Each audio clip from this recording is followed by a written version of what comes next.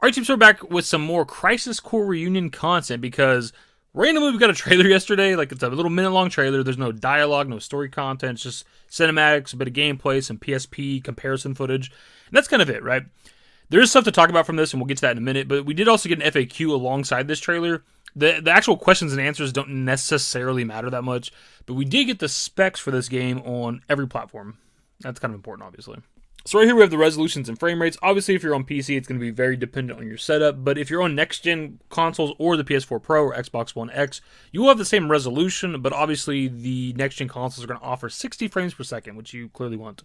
Also, it's worth noting that if you happen to be getting it on Nintendo Switch, it does seem to perform the same whether it's docked or in handheld mode, which is obviously good because some games perform worse in handheld mode, obviously.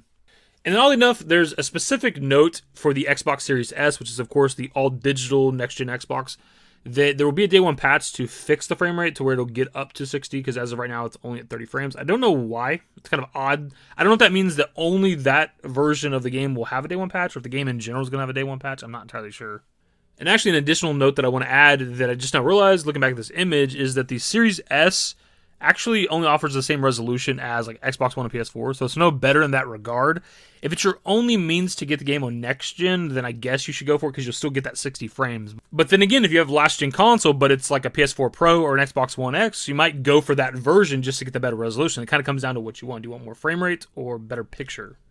And look, if you're a console gamer exclusively, kind of like myself, like you're used to gaming on 30 frames, so it's not that big of a deal. I would probably myself go for the better resolution, but of course that's all up to you guys. Alright, dude, so on to kind of what it's worth talking about from this trailer, and it's not much. It's really about the summons that we're seeing in the trailer. For one, we get our first look at Phoenix, if I'm not mistaken. The previous trailers have shown us like Bahamut, Ifrit, and Odin, but I don't think we've seen Phoenix before, so it's kind of cool to see that. But what's important about the summons in Crisis Core is that they're using the remake designs, which somehow that has escaped me. I'm just so used to the current Ifrit design from Remake. Obviously, I've been immersed in Remake for the last like 3 years almost at this point. 3+ years actually, since we've been covering it since 2019. So I'm just so used to the current summon designs, it didn't even click how different Ifrit looks when it comes to Reunion. And obviously why this is important is because we get an idea of how the summons are going to look in the future Remake games. Because, for example, Odin's in Crisis Core Reunion, but he wasn't a part of Remake Part 1, right? He wasn't in the first game. But Odin should be in either Rebirth or the third game, and what he looks like in Crisis Core Reunion is exactly how he should look in one of those games. And of course, the same thing can be said for Phoenix. Phoenix was not in Remake Part 1, as we'll call it, and it's not even like obtainable until like kind of a little bit later in the original FF7. It's Disc 2 related shit with the huge materia, Fort Condor stuff. That's like post-Meteor being summoned and all that crap, right? So it takes a while to even get an OG FF7. So Phoenix is something we potentially might not even see until maybe Game 3. It depends on how far into the story Rebirth goes. And even if we even do the fucking huge materia stuff, right? We don't even know if we're going to do that shit. And of course, we could get the summon somewhere else. It doesn't have to be from the top of Fort Condor, even though it makes a lot of sense why you get there, and we should get there still for doing huge materia and shit like that. But of course, we got a bunch of summons in Remake, and they didn't even exist in Midgard in the original, so who knows? And actually, when it comes to Crisis Core, Phoenix was the last summon for us to see. In case you never played Crisis Core, there's not a whole lot of summons. There's only 5 of them, and we've seen them all throughout the trailers. Bahamut Fury being the only one that's actually unique to Crisis Core. That's obviously not a Bahamut that's in original FF7. Original FF7 does have multiple Bahamuts, Bahamut, Neo Bahamut, and Bahamut Zero.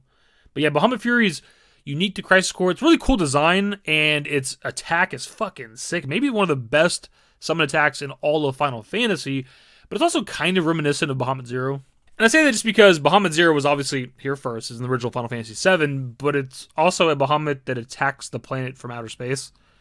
So I always found it weird. I actually tweeted about this recently, so it's nice to be able to actually talk about it in a video, but I just don't understand why Bahamut Fury does like a similar attack. Now, his design is very, very different, and he incorporates the moon into his gigantic space laser beam attack. But still, they're very reminiscent of each other, and I don't understand why they did that. Because they could have simply just made Bahamut Fury Bahamut Zero. Again, it would have been perfectly fine. And actually, there is one quote worth reading, I believe, from the FAQ that involves the summon animations that they maybe have trimmed them down potentially. So right here it says, as an exception, the cinematic summon animations that have a direct effect on gameplay are completely reworked to enhance the pacing and tempo of play while keeping the feel and impact of the original versions. Now, I'm not 100% if that means that they trimmed down the animations, or maybe they have it to where you can like store the summons, similar to what they did with the, I think the limit breaks or whatever, the DMW system, So where you're not interrupted all the time, because one of the biggest complaints when it comes to Crisis Core Original was the combat, but specifically the DMW, because you're just constantly interrupted, dude. You'll be fighting for like 5 or 10 seconds, and then a DMW pops up, and then you gotta watch an animation, get back to fighting, fight it for a couple seconds, then another DMW pops up. It's just like super annoying. Like, I'll give you an example of this. In case you've never played Crisis Core Original, I'm gonna show you the entire FF7 animation really quickly, and by really quickly I mean it's a full minute.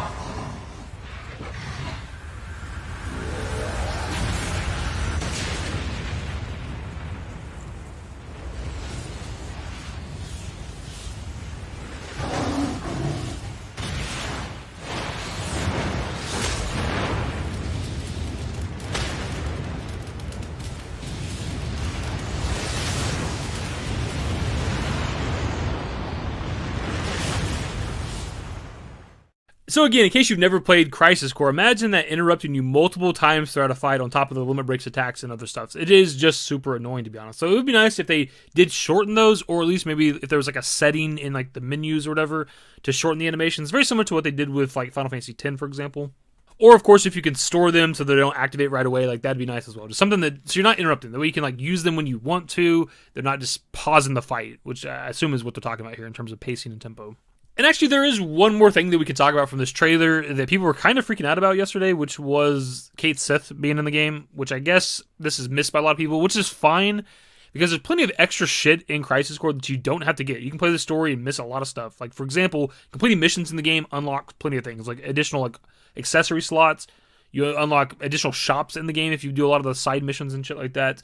And a lot of shit you can add to the DMW, and Cait Sith is one of them.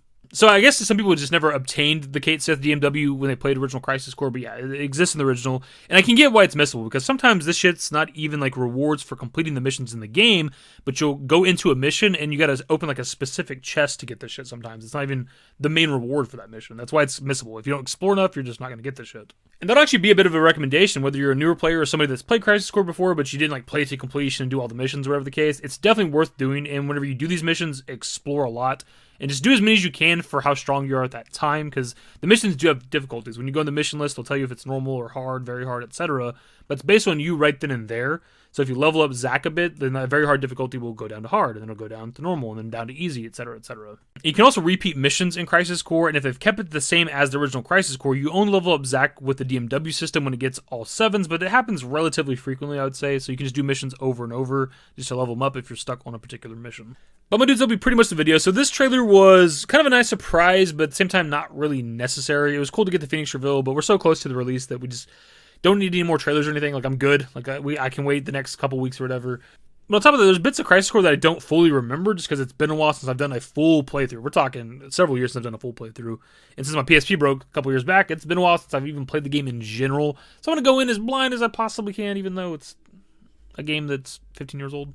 Either way, that is the video, my dudes. Subscribe to the channel if you guys are new. Social networks in the description below. Follow me on Twitter, dashingdavidYT. That's it. Bye. I mean, Twitter's dying, is according to everybody else, but you know, you can follow me on there until it dies.